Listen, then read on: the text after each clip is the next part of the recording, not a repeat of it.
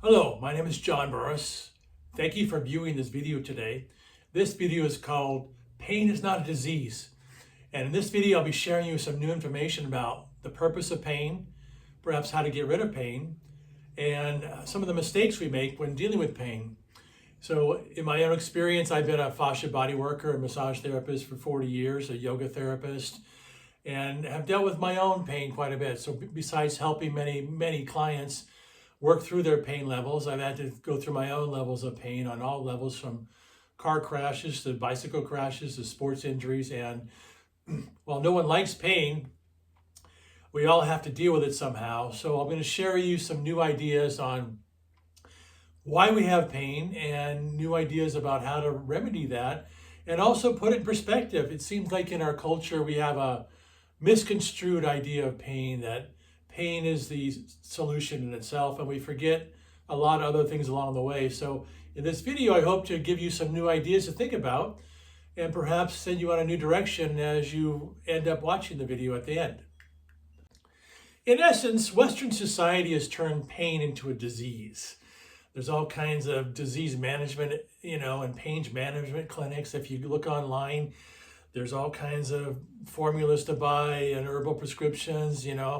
If you see on your nearby corner a pain management clinic, it seems like that's the rage, where if it's not pharmaceutical drugs or over-the-counter drugs at your local drugstore, or herbal drugs at the health food store, or even your cannabis shop, people see every day these advertisements for pain management. And while nobody likes pain, I don't like pain, nobody likes pain, there is a message in the pain.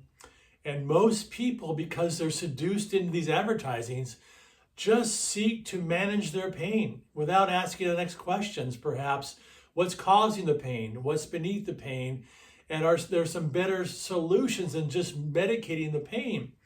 I see people all the time who've got back problems who go in once a month for their shot in their back to numb out the pain. I see many people relying on their pill bottles, thinking the solution here is found in a pill bottle. And that's not true. And so we're often very limited in our vision of pain. We basically have set up pain as the solution. If we just conquer the pain, we've figured out the problem. Well, that's not necessarily true. The way I like to envision it is, if your tires are wearing out and every 6 months you have to change your tires and you never ask the next question, what might be causing that? You're just dealing with the after effects. You're dealing with the after effects of what's happening. But if you go to a really good mechanic and he says to you, hey, look, your alignment is off. And because your alignment is off, you're dragging your tires and wearing them out really quickly. So unless we fix the alignment of your car, then we can't get your tires to wear correctly. And so you're going to keep replacing them. That's a lot of what the pain management world is doing. They're looking at the symptoms and not going deeper into what's causing them. So I'm often alarmed when I see all these advertisements and all this money spent on people just trying to medicate the pain without asking the right questions. And so their problem often gets worse and worse over time because they're not taking it to the next level. So in this video today, I'm hoping to share with you why it's important. Yes, we need to numb out the pain. Like I said, nobody likes pain. Once you get rid of the pain or reduce it, you have to start asking the next series of questions, which might be, what's causing the pain? Are there some better remedies so it doesn't come back? Is there something I need to correct in my alignment in my body, in my nervous system, and some other system of the body that needs to be corrected? If we keep medicating the pain alone, we're going to be in trouble, just like the tires in your car wearing out because you never asked the right questions. Remember that pain is alerting you to there's a problem. It's an alert signal. And if you just get your cannabis products or your online products you see every day, or your shot in your back, and never ask the next question, you're going to be in really serious trouble, because your car, like your body, will fall apart. For example, I had sciatica for about 30 years and I did most of the wrong things. I was just trying to medicate the pain until I figured out I had an alignment problem in my hip and leg, and I had to spend extra effort with lots of different tools to correct my hip and my leg so that it never came back.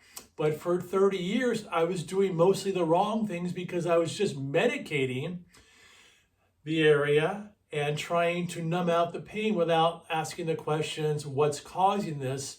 What alignment is off that I need to correct this? So unfortunately, we live in a society that just teaches us to medicate the pain. We live in a pill culture. And it teaches us if we just medicate the pain, then we've solved the problem. And I see that incorrect. That's just a really bad idea. What I find in the medical world, the scientific medical world, is they want to medicalize everything. They want to turn common situations into medical diagnosis. For example, in my opinion, most obesity is not a disease. It has to do with people's choice of eating. Yes, sometimes it affects your thyroid and your metabolism, and then it becomes more disoriented, but most times it's not. Osteoarthritis is not a disease, in my opinion. It's a misalignment of your joints because your fascia is too tight. So in the same respect here, the medical world has medicalized pain as a disease. And so that's a big part of the problem here, is that we have to get out of this mindset that pain is a disease in itself and needs to be conquered. We need to listen to the pain and start asking some better questions about perhaps where it might be coming from and how to correct it. So what I find also is people, they don't necessarily always invest in themselves. So for example, buying a pill bottle online or a medication or a rub online for $40, and that's what people are willing to invest because they think they don't have any money, yet they go spend these thousands of dollars on vacations and their jewelry collection, their watch collection, their expensive cell phones, their cars. They remodel their bathroom for so much money, but they won't spend money on themselves. So in order to get to the solution, you often have to invest in yourself. You have to spend the time and money that comes out of your own pocket, and you have to invest in yourself. And many people, they don't think they're that important. Their bathroom remodel is more important than feeling good in their body, so they never actually get to the solution of what might be causing their pain. So just remember, your body is an investment. It's probably the most important investment you've got. And you have to decide what's the more important investment, some outer things that glitter in the sunlight or feeling good in your body. And in order to feel good and get to the source of your pain, you're going to have to do some things that might cost money and it might cost time, and you might have to invest a great deal of time and money to invest in feeling good and getting to the source of your pain. For me, it took decades to correct my body from my spirals and off hips and knees to get to a point where I'm pain-free now.